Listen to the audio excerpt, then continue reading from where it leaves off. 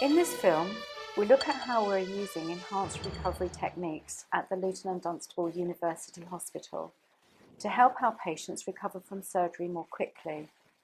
Enhanced recovery means patients can go home earlier and regain normal function faster, benefiting both their recovery and their longer-term prognosis. We're featuring Richard, a patient who had abdominal perineal excision of rectum procedure here in October 2015, following a diagnosis of bowel cancer. It was in one of these consulting rooms that I first met my consultant surgeon, Mr. Eunice. My wife and I walked in, shook him by the hand and sat down either side of his desk. And in no time at all, he looked up from the paperwork, presumably my test results on the desk, and confirmed my worst fears. Yes, Richard, you have cancer.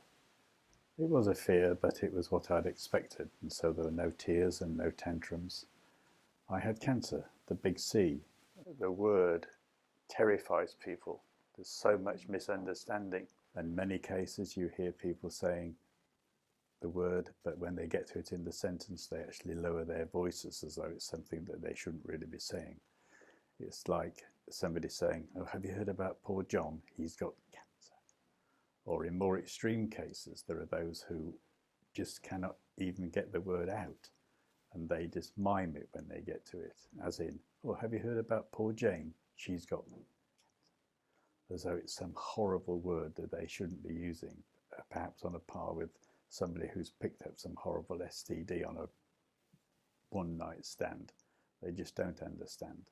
But back to my meeting with the surgeon, it proved to be the start of a personal journey, a journey during which I've received and am still receiving wonderful support from my own family and from the people at the hospital, who I regard also almost as family members because of the way I've been looked after and treated from the start, and still ongoing with the chemotherapy. My first pre-op meeting was with Irene Fitt, the head of the Enhanced Recovery Unit. I walked into her office and we had a good long chat, which was not only instructional but very surprising. Gone were the days of you were ushered off to bed with a hot water bottle and a cup of tea and told, no, you can't move, stay there, and you can't have anything to eat either because you're ill. How times have changed. The enhanced recovery scheme was introduced or came into being in the 1990s. The idea of a Danish professor who had exactly the opposite idea. If you're ill, okay, keep fit, keep active, eat well, and drink sensibly. Enhanced recovery is like looking at a jigsaw puzzle, and what we try to do is move little tiny pieces of that jigsaw puzzle to make the overall experience better for the patient. Okay, did the program work for me? Most certainly. After 3 days in hospital, I was delighted to be at home in my own bed. But it didn't end there. My wife made sure I stuck to the program. The next day, I woke up and I thought, oh, thank heavens, this is heaven on earth. But I was told, no, you must get up, you must walk downstairs after getting dressed and go outside for a walk. I thought, oh, crikey. But I did it. I went up the drive, walked down the road, then walked back and sat down and thought, yes, okay, this is not that bad. I continued on this regime, and each time I went out, I thought, I'm going to try and get a little bit further. Not a lot, perhaps just 2 paving slabs further, but they were a long way with the way I felt and on what I had done. But I did it, and I was back home, and after no time at all, I was starting to feel better. Not well, but better. But I'm sure there are other motives that drove me on. I was determined to go to our cottage that my wife and I have in Snowdonia in Wales, to drive up into the mountains, which I love so much, or to walk on the beach down at Portmaddock at Blackrock Sands, which is so nice, not only for us, but also for the dogs. Another incentive was to keep one of our holidays in tow, which was skiing in Canada. which we're actually going to fly out to Lake Louise in Alberta next week.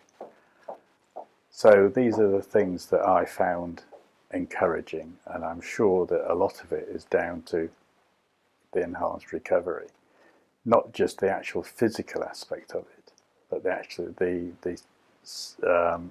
aspect of it as it being, that's it, it's not that bad, you can do it. And I did it, and that was psychologically so encouraging. And I hope that other people who are in a similar situation realise that yes, you do feel awful, not surprisingly after what's happened to you and what you've had removed and rearranged inside you. But these are done not as a punishment, but as a benefit. And for me, they were a great benefit. So this lesson that Richard's provided us has been a real positive success story. And I personally have been very proud to be involved with the Enhanced Recovery team and all the allied specialties to help improve the quality of care that we offer to our patients and improve their outcomes. The length of stay has come down significantly, and as you can see from Richard, patients are very happy indeed. We can apply these principles across the board to other specialties, and I do believe now is the time for us to look at this and embrace the principles of enhanced recovery across medical disciplines. But to finish on a lighter note, I do tend to find humour in the most obscure places, and this was one of them. I thought of Mr. Younis on this operation day and how he was going to face it. For me, it was an enormous day, a major event in my life. But I wondered about the surgeons as they faced another operation for the excision of the rectum and anus, whether they regarded this as a big day for them or they just saw it as another day at the orifice.